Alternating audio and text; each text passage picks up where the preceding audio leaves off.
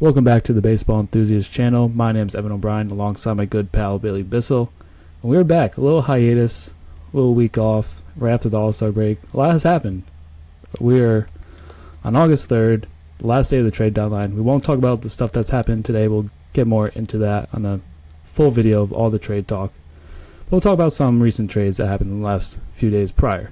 But before getting started, Billy, how are we doing today? Good. It's been quite a whirlwind for me over the past couple of weeks on outside endeavors with working, traveling a little bit.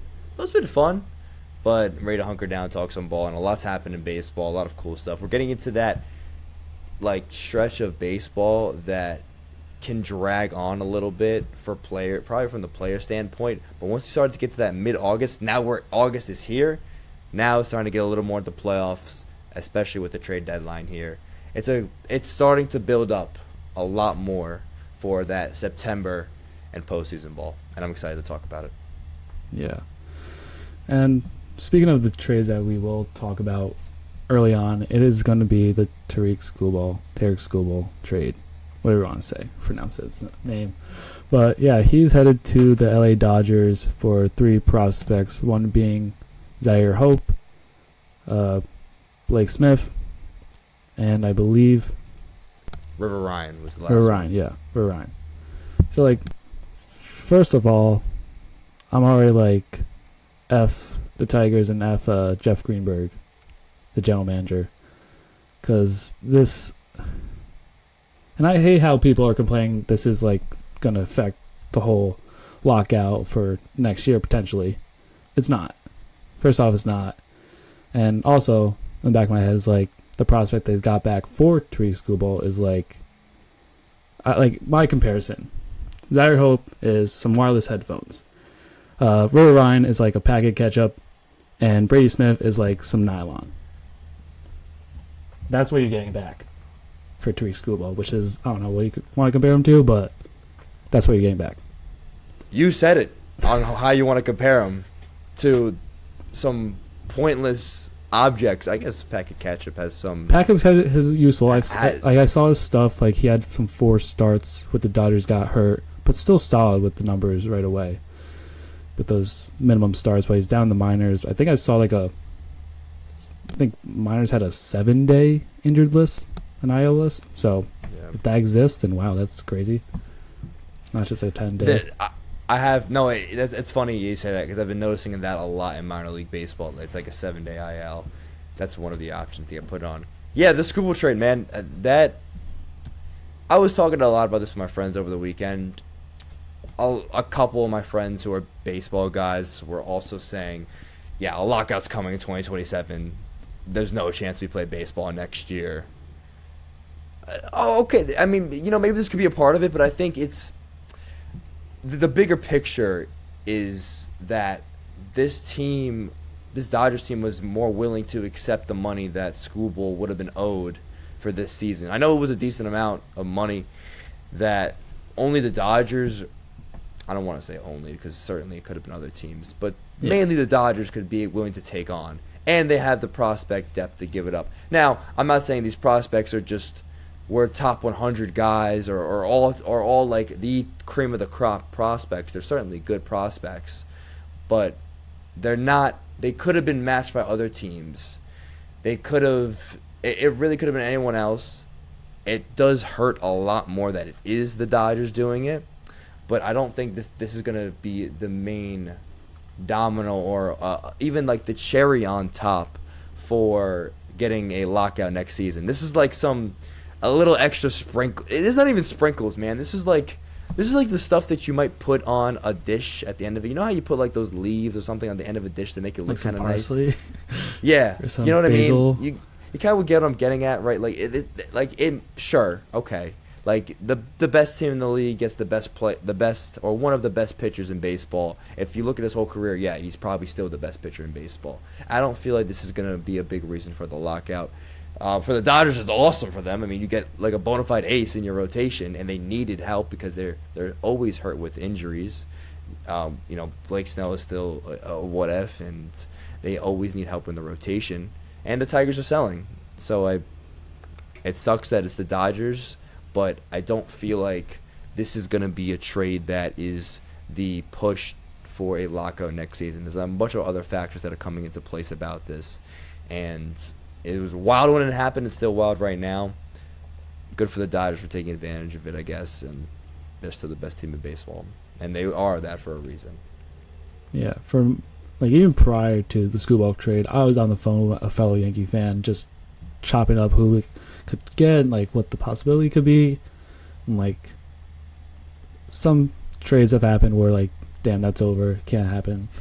But even then, like I was like the Brewers have pieces to get Skubal, and like they have prospects, and this happened on a Saturday, I guess third to last day of the trade deadline, like in the late afternoon, around 12 o'clock or something, I don't know.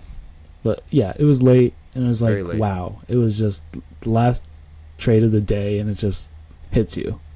Mm-hmm. Like, I called Brian, you know Brian, yeah, Good so like friend I of called ours. him, we were talking about the Yankees as well, and it was just like, damn, I was just like having conversations, then like I go back like, damn, Tariq's a Dodger, and it's just, the Dodgers rotation is deep when healthy. It's like they have so many star-studded pitching in their rotation, like with Snell, Glasnow, when healthy and back. But they still have plenty of guys, and they still went for someone like Skubal, which is insane. The team's loading up so much, man, and like it's like they pay top dollar for all the top free agents. They make all the big splashes during the trade deadline. I mean, they're the Dodgers. They are willing to pay the price it takes to win a championship, and for them, it's been succeeding. And they're just taking advantage of the flaws of whether we need a salary cap or a salary floor or whatnot. Other teams could do it if they wanted to. It might be easy for me to say that, but I feel like this isn't. I keep going back to the lockout thing. It's still just the Dodgers being the Dodgers. Like other teams, I don't think it's the biggest advantage. Obviously, the disparity in payment is huge, and the market is big. But if you look at the whole scope of Major League Baseball, maybe a majority of the big market teams are first or at the top of the league in their division. But they're still the one, like, it's obviously, like, the prime example is the Mets. They are last in the NL East, and they're sellers this offseason. I mean, the Cubs are back in it, and they're buyers, but, you know, there was stretches when they were playing really bad baseball, and they have one of the highest payrolls, too. Look at the Tampa Bay Rays. They're number one in the AL East, and they are certainly not at the top end of the payroll for baseball. So it's not just the Dodgers or, like, the biggest markets that are the teams that are most successful. It's teams that have great organizations, they have great managers, and they have great people in the building, and the players are performing too. So it's a lot more than just the Dodgers going out and getting the biggest fish on the market. Yeah, the Rays are, we'll talk about it in a different video, but the Rays have been doing very solid for today's activity so far, so not bad. But yeah, let's continue to talk about trades that have happened prior to this final day, which we'll bring it all together in one video. I think one of the first ones was AJ Minter off the board. I think Dean Kramer as well to the Twins. As a Mets fan, what do you want to say about AJ Minter and the positive on that? What I've been seeing a lot on social about the trades and what I'm kind of feeling like just because of what the Mets have gone back. It's a lot of it is quantity over quality. Maybe the prospects that the Mets have gotten are not the top 100 guys, even though a couple of them are. They're more good, like they're in the top 30 at least for the Mets organization, and we're just getting a lot of them. We're just casting a wide net of prospects to get the most return as humanly possible from these bullpen arms and from these starting pitching arms. So just talking specifically about Minter. Minter had an excellent season. I mean, he came off an injury after last season, and this season he came back and pitched to, I think it was like a little above 2 ERA. The guy was nails, and you could say the same about the entire Mets bullpen. And shout out to the Twins for taking advantage of it. I mean, they were one of those cusp teams that we're going to talk about a little bit later on who are buyers and sellers for the playoffs. They certainly have been buyers. They made another move to get another bullpen arm around that same time. I think right after the Minter move. I think they got 2 bullpen pieces, if not a third one. And I'm almost certain there. Anyway, Yeah. and they're a team that's been buying. And I think with Minter, you're going to get an excellent back end of the bullpen guy who in the 7th inning can definitely get you some good big outs. He's always been a really reliable reliever. It's a good move for the Twins, and for the Mets, they're just trying to load up on as many prospects as they can. Yeah, I'm trying to quickly look. The 2 people that will be active is just the AJ Minter and like Dean Kramer for the Twins. They have some other pieces being optioned to AAA and stuff like that. So other than that, I think Tommy Nance is also another guy that they got, and to kind of help the pitching depth. I've just looked it up. Yeah. So is he part of? I think that was part of the. No, that was a different trade. Okay. That was like one that they made like right afterward. Gotcha. Anyway, yeah. So it's a good move for the Twins, and they're buying. They think they can compete, and good for them. Yeah. They probably can. Bucks gotta stay healthy too. Oh yeah, I think he hit the high IL like a few days, probably like a week ago, I believe. He hit the IL, if I'm positive on that aspect. Yeah, But, he like stealing a base or something. Yeah. And some other moves. There was Bo Naylor, Cody here, went both from the Cleveland Guardians, went to the Milwaukee Brewers, exchanged for Craig Yoho and Blake Perkins. So both teams got some pitchers and pretty much swapped some players around. So not much with this, I feel. Like unless they had some other prospects in this trade, but this is just the active players that got traded with this move. So, any thoughts on this? 'Cause I have none, to be honest. I mean, for this one specifically, no. I mean, Milwaukee later today does a much better move. As we're recording this, yeah.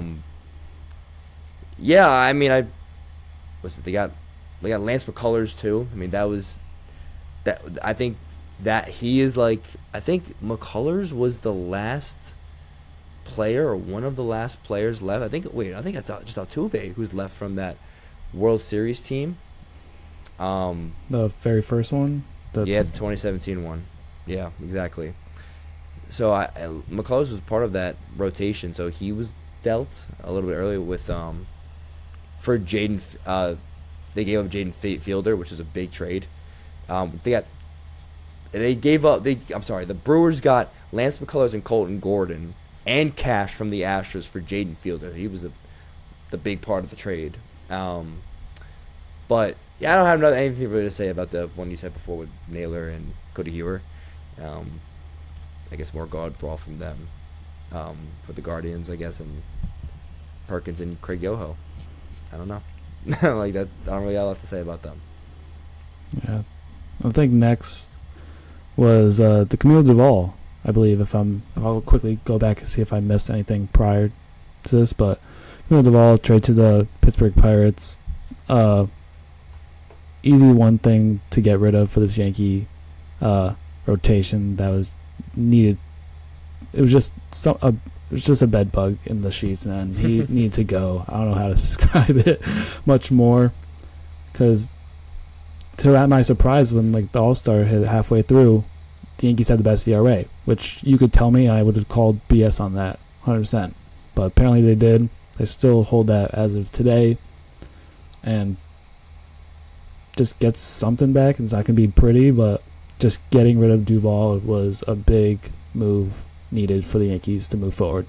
They could not have that guy finish, not even finish a batter or an inning. He couldn't.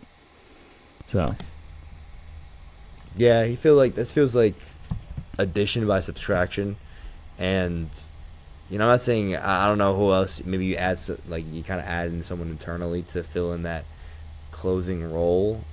Duvall just was really struggling, man. And it's crazy because his stuff is so elite. When I watch him pitch, it's like it just like in terms of like look, it looks awesome. But then he comes out and he does nothing. They hit him. He gets hit. He gives up walks. It's all bad. But I think for Pittsburgh, I think maybe he just has to play in a smaller market.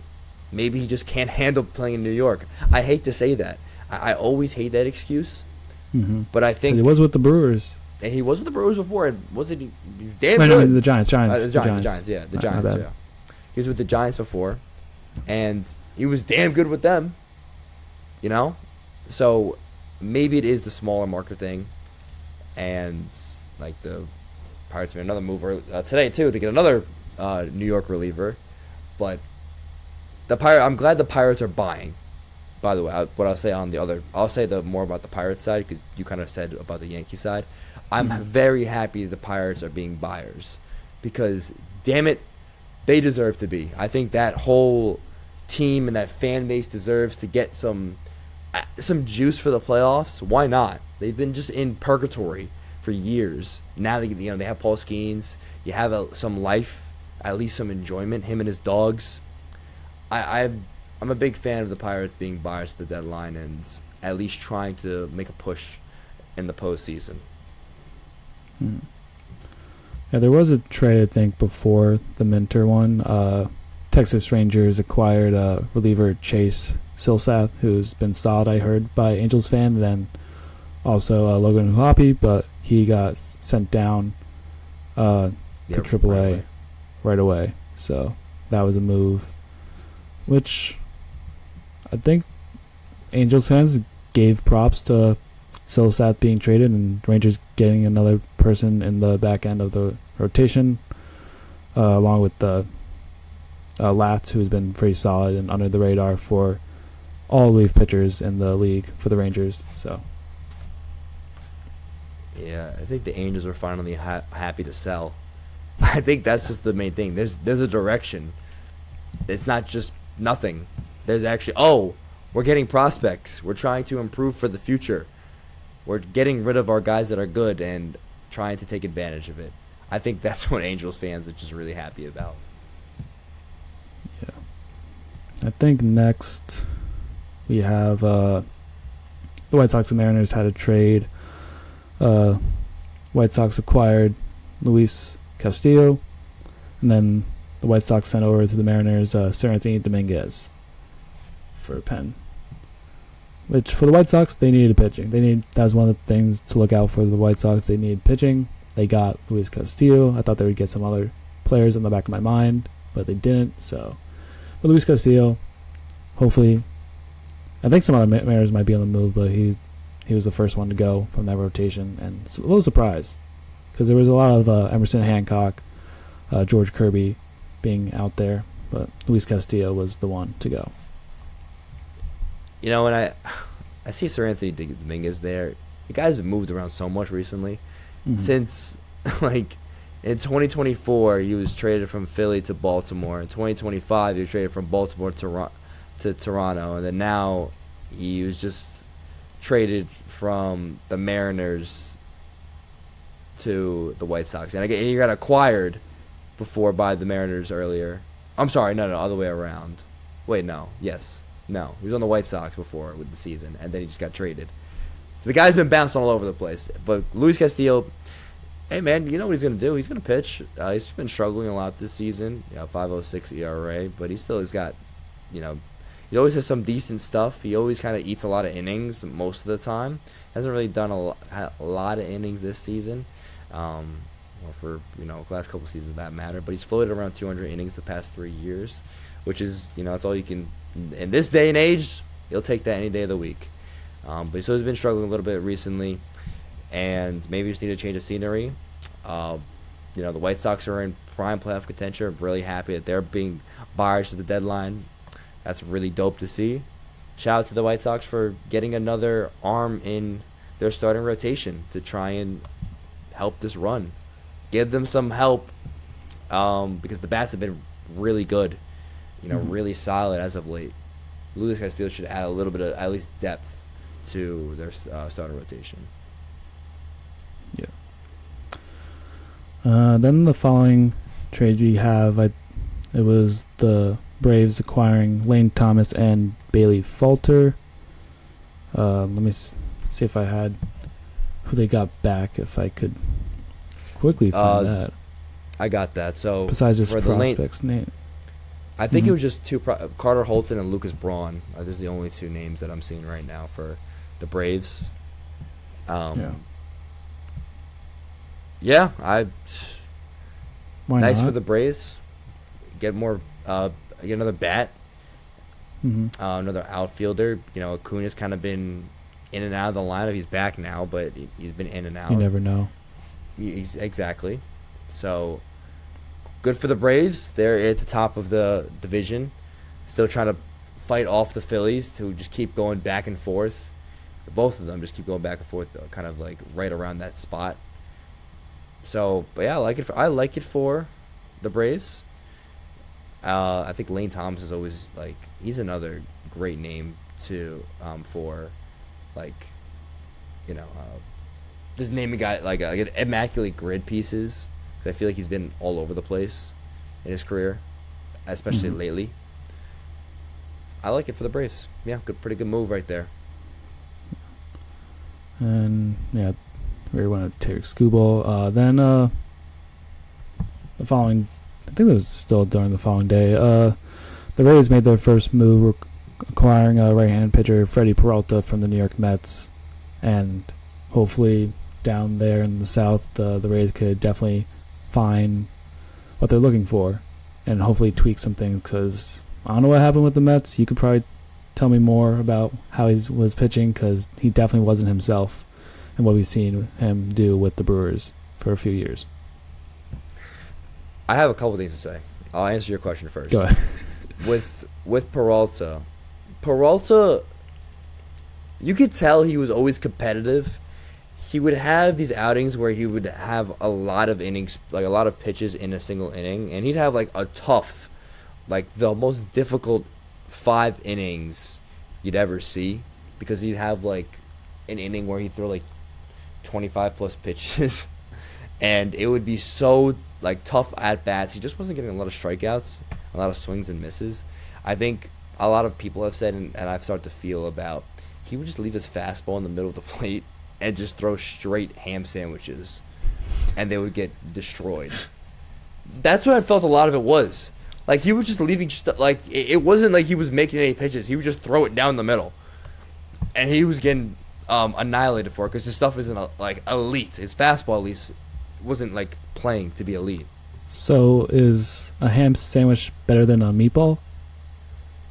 No, I think that's worse. A meatball, throwing meatballs is bad, but a ham sandwich is that's a full if I said a meatball sub, now we're talking 90 over the middle, all the time, which he is very close to that range, and he definitely had some moments where he's throwing straight meatball subs. Freddie Peralta I think there's something is still there. I think he's still a very competitive pitcher. There's no shot that you go from. He was never a 2.5 ERA guy. Not really a sub 3. He always coasted around a flat 3, around that. So he was never an ace, but he was definitely a top of the rotation dude.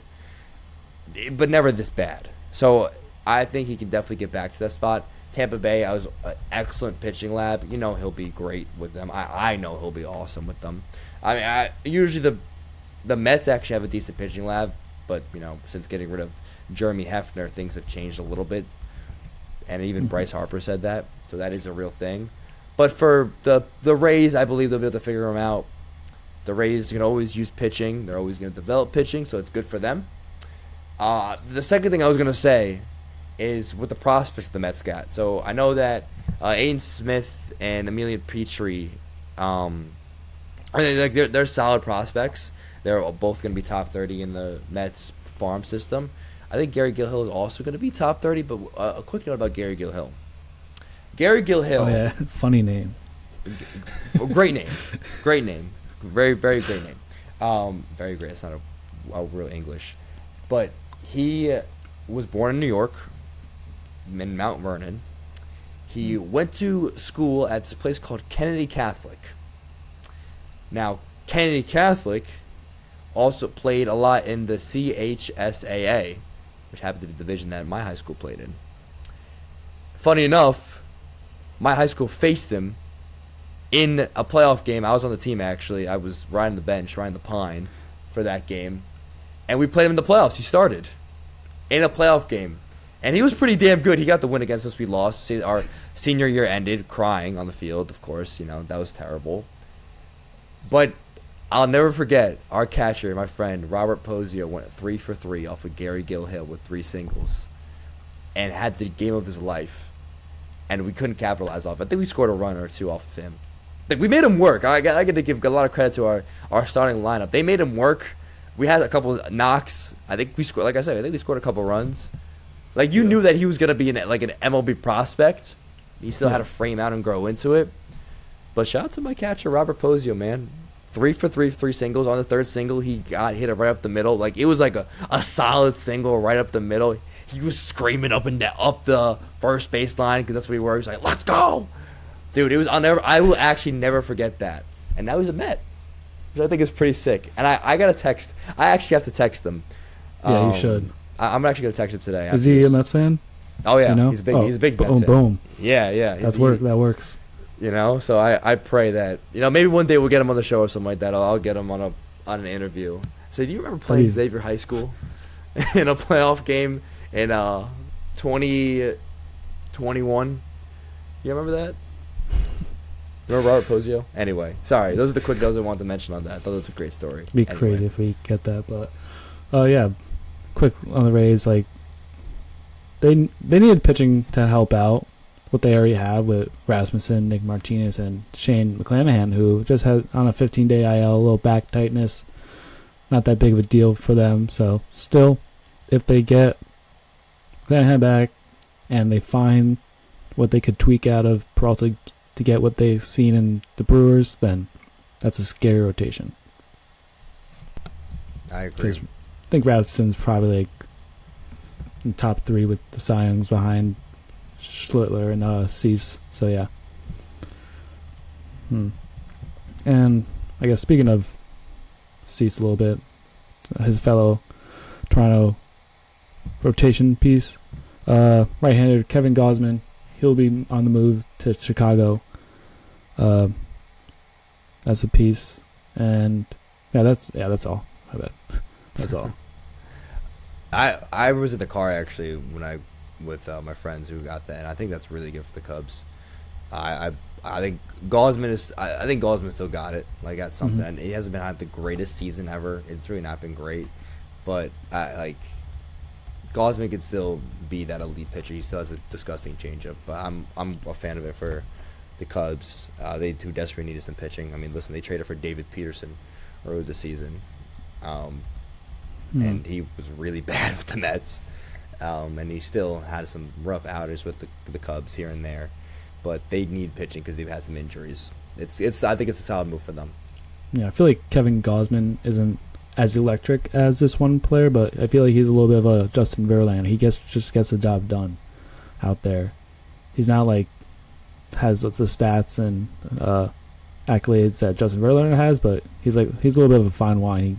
He just keeps on Mr. Consistent, get the job done. So that's a very positive aspect for the Cubs getting Kevin Gausman.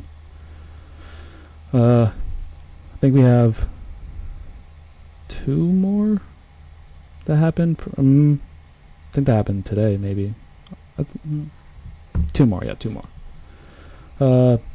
Yankees acquired first base, second base / DH, whatever you want to say, but a left-handed hitter, Luis Garcia Jr. I don't know what they're doing. I really don't. You don't like it?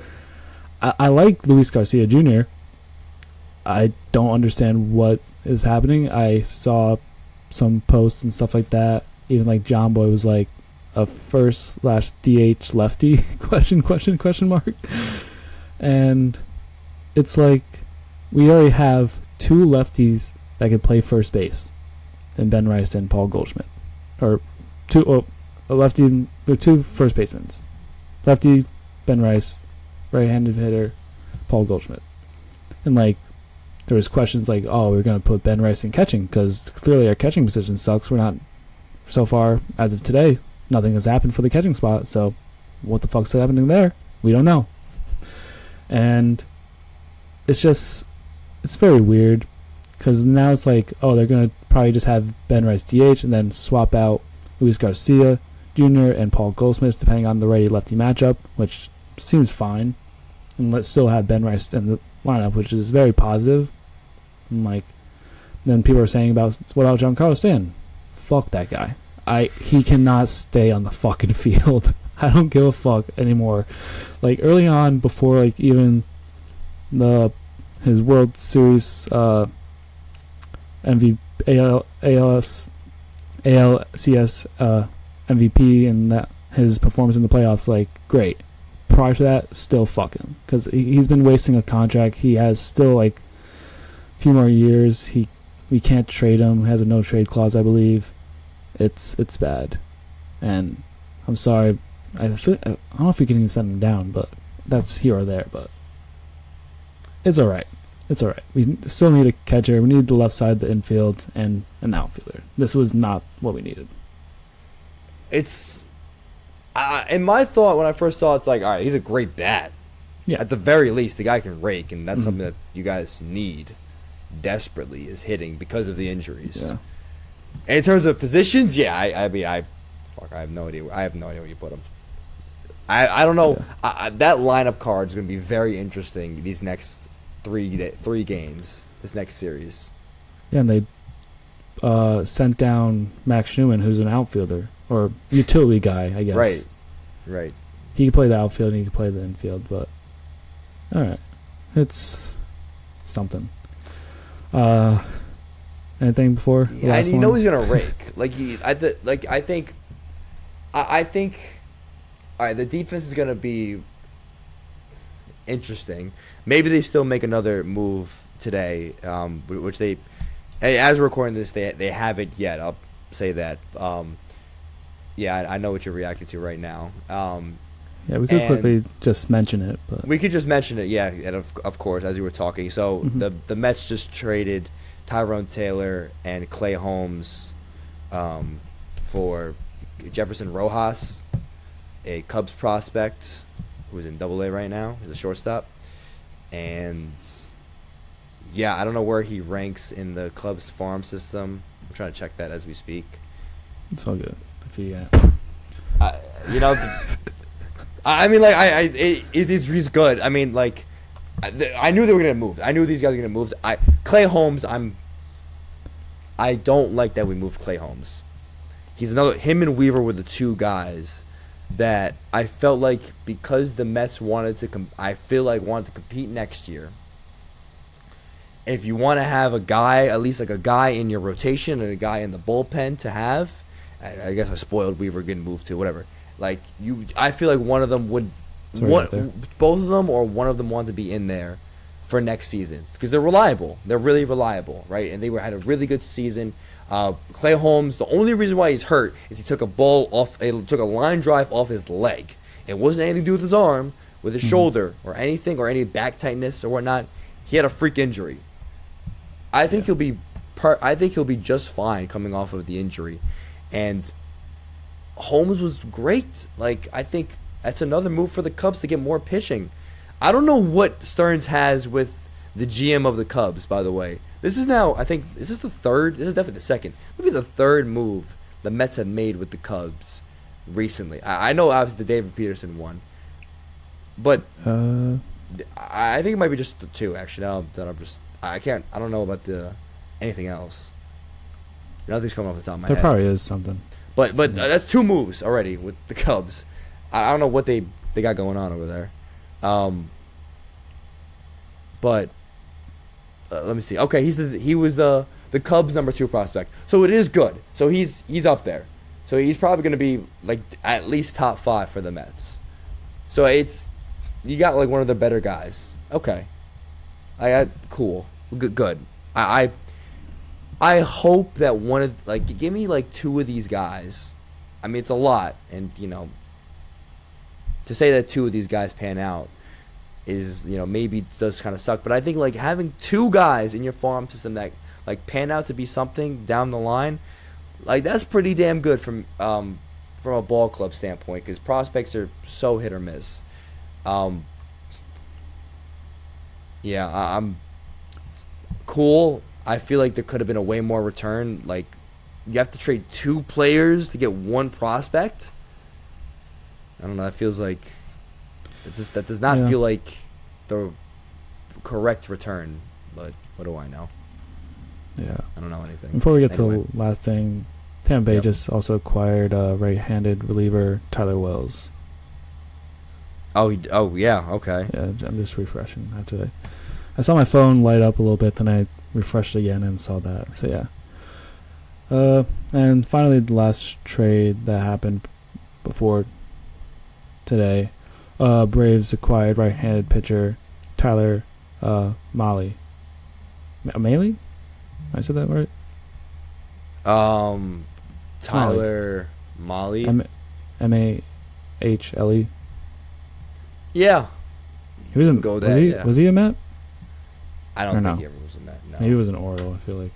He was a Giant at one point. He was a Giant. That's the last team. He was a Giant, a Twin, and a Ranger. Oh, then the Ranger, then, yeah. Gotcha. All right. Anything on that? Oh, I got really nothing on that on him. Just a relief pitcher that they needed. So I'm looking. Yeah, he's like an arm. I mean, I'm looking at his stats right now. He's 3-9 with a. Well, I don't know if he's a relief pitcher. He is a relief. No, I think he's a starter, unless they just use him to, because last outing he went 5 2/3 innings. So I think he's a starter. And yeah, I think he could be a right-handed pitcher. You know what I mean?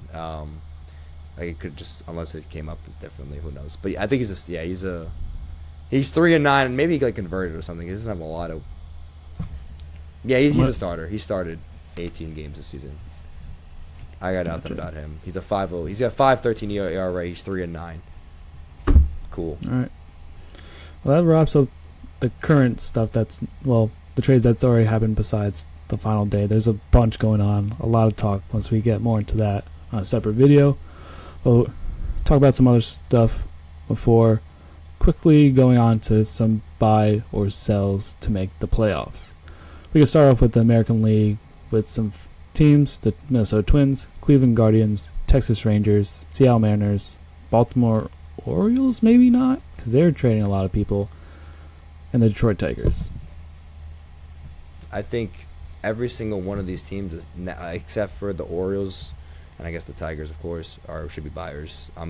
They should be, and I'm buying them to make the playoffs. Like all of them. Listen, I think all of these teams. I don't even want to say I think. I know all these teams in the AL are less than 3 games from the wild card spot. The Twins, the Rangers, the Mariners, Orioles, and the Tigers, for that matter, less than 3 games before a wild card spot. It's wide open. The ones that I believe in the most, probably the Mariners, actually, now looking at it like post-deadline stuff. The Mariners and the Twins, I think I believe in the most. The Rangers, they haven't shown me anything this season, I would say. I think the Mariners, I like them. With the moves they made today, and I know they traded Castillo, but that was like, that didn't really do anything for them. They're like one of those teams that were buyers and sellers. I'll go with the Twins though as well. Like they're on the cusp. They're a game out from behind the Guardians right now. That's a really tight race. As the Twins is like the team that I'm really buying because of their bullpen help. They just gotta get healthy. Hopefully Buxton comes back and does something. But they were hitting really well recently. It just was the bullpen that was the main problem for them, and they acquired that in during this trade deadline. So the Twins are the biggest buyers for me amongst this American League team, even though every single one of them should be, and I guess they have been, buyers in this deadline. I don't know if you hear the ice cream thing. I do hear that ice cream truck. You hear it? Whatever. Ice cream's rolling by. But yeah, I think Baltimore and Detroit are going to be out, even though they're only 2.5 games back of a wild card spot. So, like, even the Guardians, I didn't put them. I put them there. They got the last wild card spot right now, and out of the teams I have here, I'd buy into. It's going to be the Twins. They have one of the best offenses, and they just need to back that up with bullpen and starting pitching. I feel like they still need to make some moves here in the last pretty much an hour left of the deadline. So I'd buy on them, and I'd buy still on the Mariners, especially with Luis Castillo. Rangers, I'm not sure of. I feel like a lot of teams have high hope. A lot of people have high hopes for the Rangers moving on, but still, then I don't. And Cleveland, if they continue to do what they've done the last few years, just playing their type of baseball, then why not? I'd still buy on them. But Rangers, Orioles, Tigers, I'm out of, and yeah, I'm more high on like the Twins, though. If I had to say to knock out like the Guardians, though, I would say them. I'd agree 100%. They beat the Guardians in a series pretty recently, a couple weeks ago, and it was a good series. Twins smoked them game 2, and then they won in extra innings in the rubber match. So it's gonna be really good to see the rest of the way how they kind of finish out that division. I'm with you though. Twins, I think, got the bullpen help they needed, and if the bats stay hot, they could be pretty dangerous. Yeah. Before we get on to National League trade, 5 minutes ago, White Sox are acquiring catcher Joey Bart from the Atlanta Braves. We're just breaking news every once in a while. I saw that Bart was like a bit on the move too. There's another catcher gone. That's also two. The Yankees. Another catcher gone. Yankees need to get a catcher. It's because they have Hierro and Romo as their catchers, and they have not been solid. And they would like Kyle Teal back, so getting, I guess, a decent starting catcher they had on even like the Pirates, who has been decent for a catcher on the Braves, got moved to the White Sox now. Solid, I think, right away. Talk about that. But, yeah. now to the National League for the buying or selling. We have the Arizona Diamondbacks, Philadelphia Phillies, who are both right now in the wild card spots, as we say today. San Diego Padres, Miami Marlins, Pittsburgh Pirates, and St. Louis Cardinals, which might be scrapped out now since they made some trades recently today. So I am so shocked also by like the Diamondbacks still like are hitting pretty well. They haven't done a thing at the deadline. They haven't done one thing. Nothing. Zero. Zilch. And I mean they're still holding the wild card spot. yeah. You know? If it ain't broke, don't fix it? Question mark. I'm with you. I feel like we're kind of gonna agree on the mentality here is a little off. Yeah, like I wish I had a Diamondbacks fan to question, like, what do you guys need? Yeah. Because, like, I think I had predictions of potentially getting, like, I think I had Taylor Ward potentially going to the Diamondbacks. Sure. I think I also had Reed Demers. They had Soriano left, but the other pitcher on the rotation, Reed Demers, has not been on the move as of yet. Mm-hmm. So I thought they could use some other pitching. So yeah, I'm with you. So for that, I feel like in terms of like the buyers here, I want Pittsburgh to be right there. They're 3.5 games back, which is not. It's very doable. It's a lot of teams that are really close to. I mean, the Nationals are pretty much are like selling, but they pretty much have sold, I would say. Like they didn't get obviously they didn't do like an Abrams level one or a Woods type of trade, so they're not stupid, which would be dumb. I want to buy into Pittsburgh because of how active they are, and I guess I am giving a little more bias to the teams that are most active as the ones to make some kind of big move. The Padres, after being so brutal, what it felt like for like an entire month of baseball in June and like May, are right there. They're a game back from the wild card, and shoot, they could be a team that wants to get healthy with their starting rotation. They got Robbie Ray for like dirt cheap, pretty much.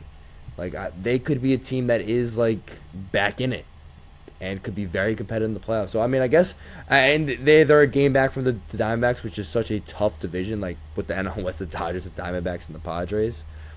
So I think, yeah, the Padres could be the ones that put the Diamondbacks, put a lot of pressure on the D-backs because they get healthy. The bats get rolling. There's so much talent there that you would expect them to just hit their stride. They've won 3 straight games, so I think they might be starting to get back into the groove. Otherwise, I think it's a pretty tight race, like with the teams that could make you in the NL. I mean, the Marlins are hit or miss. They've been playing a lot better recently. Played well against the Mets, which is not saying much at all. But like these like fringe teams, like the Pittsburgh, like the Pirates and the Marlins, are ones that like haven't proven themselves just yet. It'd be really cool to see them, like the Pirates, like make that push.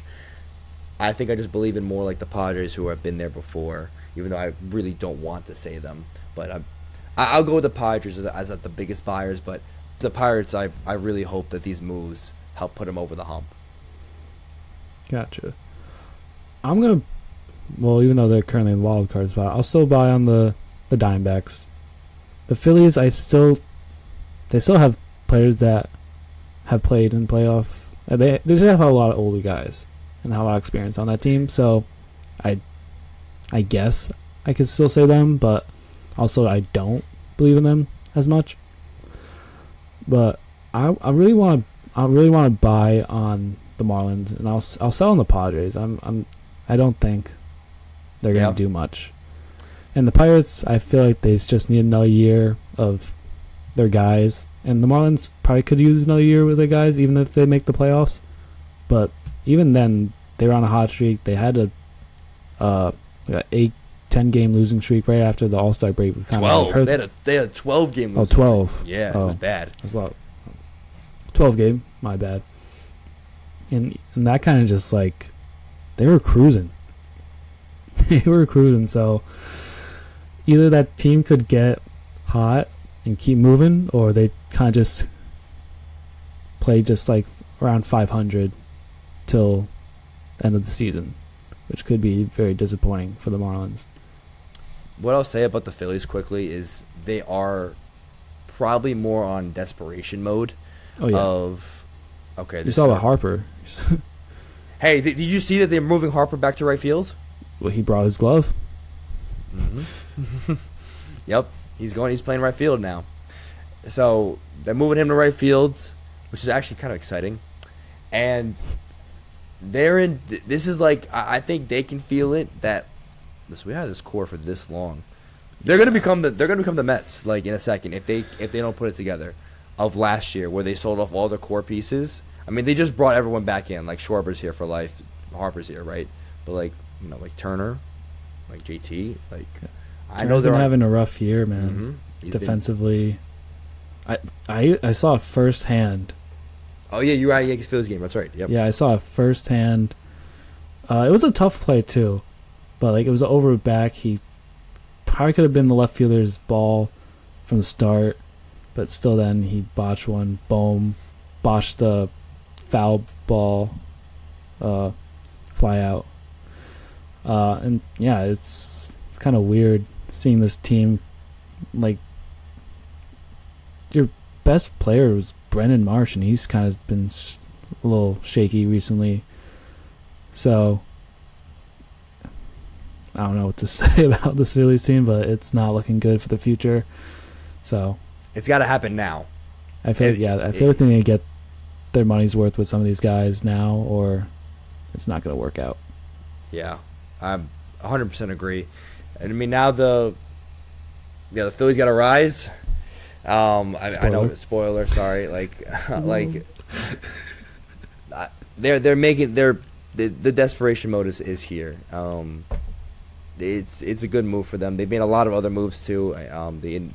More in division stuff. So they're making all the decisions to try and win now, and I feel like they've been doing it for the past 4 or 5 seasons. What it feels like. Definitely 4 since they made that magical run to the World Series. It's got to happen though. Happen soon. Yeah. All right. We're gonna move on. Just talking about our weekly players of the week. I'm gonna start off with my American League guys. Ceddanne Rafaela and the Red Sox have been on one, and so he has a 413 this week. Driven 11 RBIs, 5 home runs, scored 7 times, and this Red Sox team, I hate it that I'm seeing this happen. I'm just waiting for them just to have their I guess Mets fall off. Thanks. But it's scary, I guess, for other teams. I'm not so worried right now, to be honest. Yeah. You're not? I'm not that worried. It's crazy that they're coming back. This is the Red Sox team that people thought they were going to see, and it's finally happening. And I don't know. I'm not that scared if it comes to playoff time. They're 28-6. They're in the last few games. They're They just took care of the Dodgers. Yeah, swept them. Not even just took care of them. Swept them. They're playing good baseball. It's a long season, and a lot can happen. But yeah. I don't know. They look pretty good right now. Yeah. My hitter of the week is going to be a homer pick because he just crapped on the Mets. I'm going to go with Francisco Lindor. In 7 games, 30 plate appearances, he's had 8 RBIs and 3 home runs. The guy's entered the lineup, and he's been excellent. He's been Francisco Lindor of old. He's been banged up a bunch this season. He was out for a long period of time. He's really hit his stride. He's been one of the few players on the Mets that has actually been doing something. People were talking about Trey Lindor. I don't understand why that was ever in talks, ever in life. Thank gosh that is not going to be happening. Francisco Lindor has been playing like himself. The defense was also very weird on how it's been really bad, but I think he didn't have full spring training. He didn't have a great off season because of injuries. This whole season's been a thing of injuries with Lindor, so I give him a bit of a pass. But he's been a really great hitter for the Mets, and he's been the hitter of the week. For me, he's been really great. And then my pitcher of the week is going to be my starting pitcher of the week is going to be Kyle Freeland, who I think he threw a complete game. I think he gave 1 run, I'm pretty sure, in that game. But that was big for him, man. And Kyle Freeland has always been just that guy for the Rockies. But a complete game always deserves to get love from me. You know how we both love to shout out to guys who pitch a lot of innings.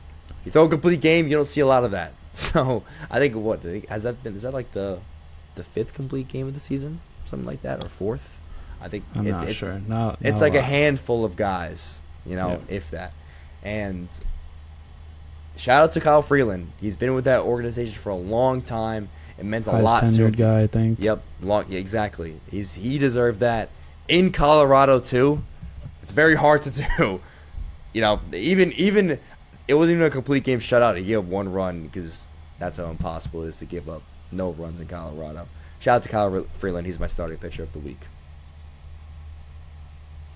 Another trade just went through. Oh. You want to just say that real quick? They're finalizing it, so it's not yet. So if it comes up before we end this, yeah. But yeah, Kyle Freeland been solid. 9 innings, 5 hits, that 1 earned run with 2 walks and 8 Ks. My pitcher of the week, insane numbers in his 2 starts, 12 and 2/3 innings, allowing 4 hits, 2 earned runs, 2 walks, but 22 Ks in 12 and 2/3 innings.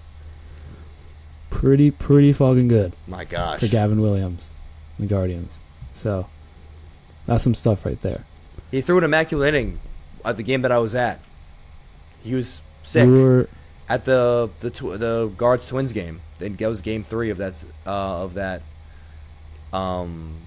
was like 2 weeks ago or something like that, or like a week or 2 ago. Threw an immaculate inning. Guardians versus Twins game. Yeah, I'm pretty You sure. said? Yeah. Wait, you were in Yeah, it was Cleveland? like game 3 or game 4. It was the last game of the series. Whatever that game, he threw an immaculate inning. Gotcha. Yeah, he looked good. He looked really good. And he lost that game, by the way. Anyway. Oh. Continue. Moving on to my AL reliever of the week, and it's fortunately another Red Sox. Aroldis Chapman, 4 innings pitched, giving up 3 hits, 0 earned runs, 0 walks, 8 Ks, and 3 saves in that week. So, pretty good stuff for some guy who was potentially going to be on the trade deadline until the Red Sox decided to start playing and winning games. So, good for them. Good for keeping the guys that they were going to potentially trade. So, I know it's so hard for you to say anything positive about the Red Sox. It's like nails on a chalkboard. They hear you say anything good about the Red Sox. My reliever of the week is going to be the GOAT at Mason Miller. I think he got reliever of the month for July. So it's kind of only fitting he continues to dominate. I think he's been reliever of the week for me at least 3 times. oh yeah. And rightfully so. He's got 3. I think he had 3 and 2/3 appearances. He had almost 3 strikeouts in every single one of those appearances. His first one was 3, second one was 2, and the other one was 3. The guy just punches tickets. That's all he does. He's so dominant. He's so good. They're all at home too. So the closer entrance was banging. Korn was blasting. This Padres team, man, they could maybe. They always have to, they're like they're another Phillies type of team where they kind of have like the same core of guys who just kind of older guys who kind of been underperforming, but you know that they have the talent to get hot. Mason Miller, when you have a guy in the bullpen as your closer, shutting the door anytime he comes in the game, it's always a major leg up. Shout out to Adrian Morejon for also being really good this week, but Mason Miller is my NL reliever of the week. Yeah.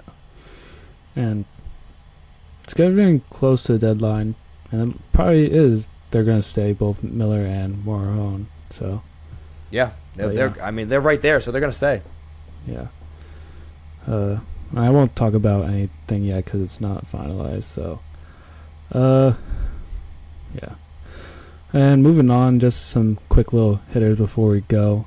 Max Clark made his debut in Sacramento and had a nice start already for the Tigers, who got rid of Skubal and are still technically in it to make just even a wild card spot. So Casey Mize isn't gone yet, so just Skubal, which is kind of a big surprise there for things as of late. But shout out for Max Clark being another potential rookie in the future for the Tigers, along with He McGonagall. hit his first career home run too.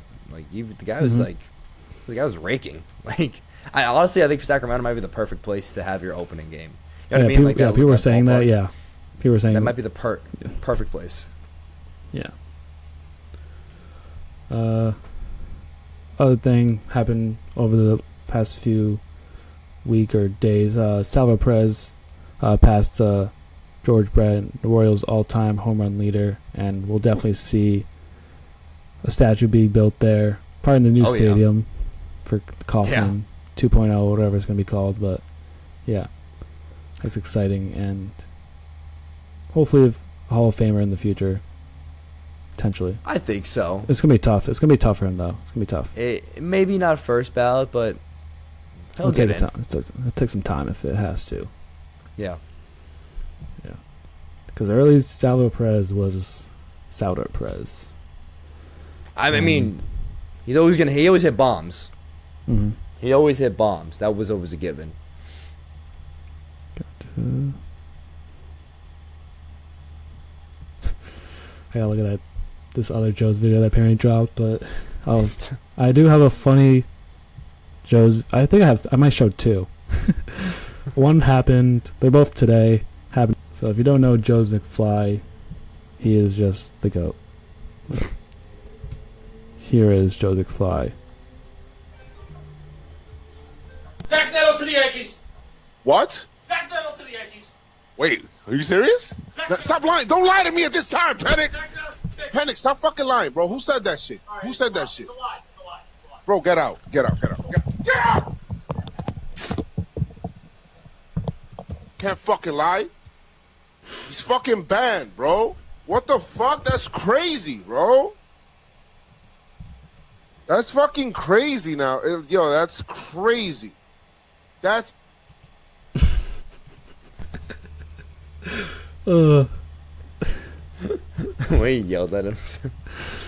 Like, that reminded me of like those videos that, or I don't know what he does, but Drewski like interviews people, like has like some red curtain behind him. And he's just like, people come by. I don't know what they do, like Could've show been like talent. records. Oh, just the record Yeah. stuff. Okay, I that think seems like it's still, Drewski yeah. kicking someone out. Like, get the fuck out. I think I have another one of Joe McFly. And I might react to the one he recently did too, because it's probably funny as well. Jeff Jackson. There you go. Hey, Cashman, good shit, man. It's official. There it goes. Hey, the Red Sox are acquiring three-time All-Star catcher Adley Rutschman in a trade for Baltimore with the Baltimore Orioles. Yay! Good job, Cashman. Not only did you breathe life into the corpse that was the Red Sox, okay, with the damn team, but then you gave them a All-Star catcher and didn't go for it because I guess either the price was too high or the medicals didn't appease the appetite. Yeah! That's where it's at, huh? That's where we're at. Good stuff, huh? Good for the Red Sox. Good for the fucking Red Sox. Happy for them. We didn't really talk about it because it happened today, but Yeah, yeah, we'll get more into it. Yeah, spoiler, I guess. Shout out to Joe McFly. I think I have Thinking what saying and thinking what every fan is thinking. Yeah. Refresh if it's. John Boy's talking about it, but I'll say it now. Helio Ramos, outfielder for the San Francisco Giants, is now a New York Yankee. There's the right-handed bat that the Yankees need, but no catcher. Right. And also, Braves trade Eli White to the Red Sox.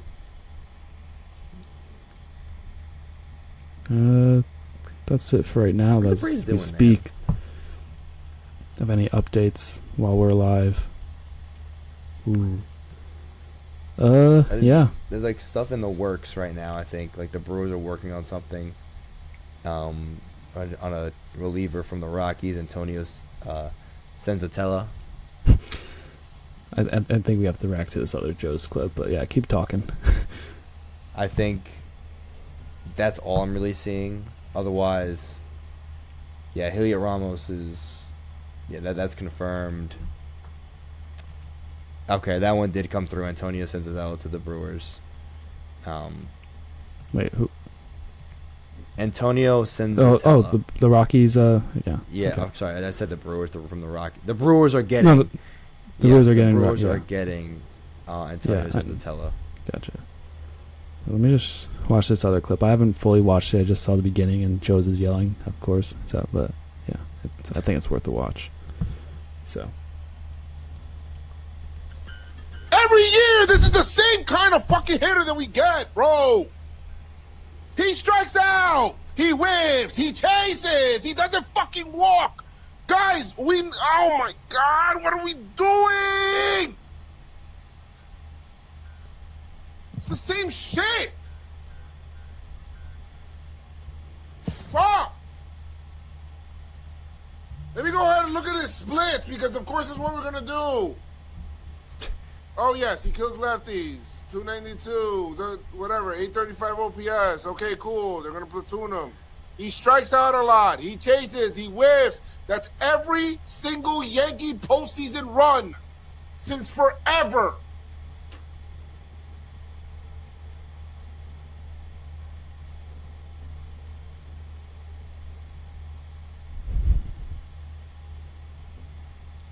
It's disappointment.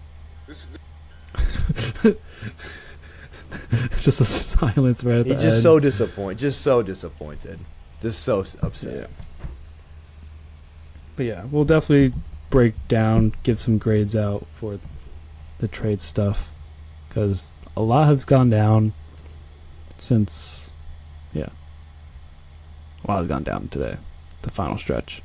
So It has. It's gone pretty wild. yeah, I think there's some other stuff if I could quickly talk about before we go. Paul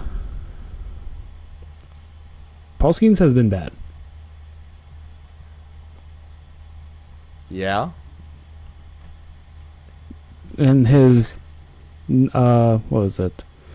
Like his velocity, 98 plus pitches thrown in his 78 careers. The last 4 starts, he hasn't thrown 98 plus. The last 4, he hasn't touched 98 at all. That's concerning. I That hope is- that- there must that be is an a little injury, because concerning. if that's doing without an injury, then that's concerning. That definitely hurts their postseason chances. Then And might have to plus throw he's getting stuff. rocked around. So, and Mm-hmm. yeah, and Harrison Bader suspended without pay after Bader was reportedly injured and himself driving a scooter into a fire truck, and apparently was intoxicated potentially. yeah, I saw Sources that may say. too. Yeah, so that's kind of just damn. That's what are you doing? That's like, come on, Yeah. man. And that's just another added to the more of the horrible Giants PR that's gone on this entire season with them. They might be the Mets are, I think, still the most disappointing team. The Giants are making a very strong case to be the everything outside of baseball, inside of baseball too. I might have to refine this video that was kind of like showing the whole Mets of like how disappointing of a franchise it is. If you wanted me to send it to you, but it was For the Giants, it was you're very- saying? No, the Mets. The Mets. Oh, You probably already know, but yeah. yeah. It could just I've bring seen back torture, it could bring back memories that you don't want back, but either way. Yeah, it's been really disappointing for the Mets this season, but the Giants have had some crazy headlines this year. Not for the right reasons either, Yeah. at all. Well, that will wrap up Baseball Enthusiasts. Thank you guys for watching. My name is Evan O'Brien alongside Billy Bissell. Catch you guys next time. See ya.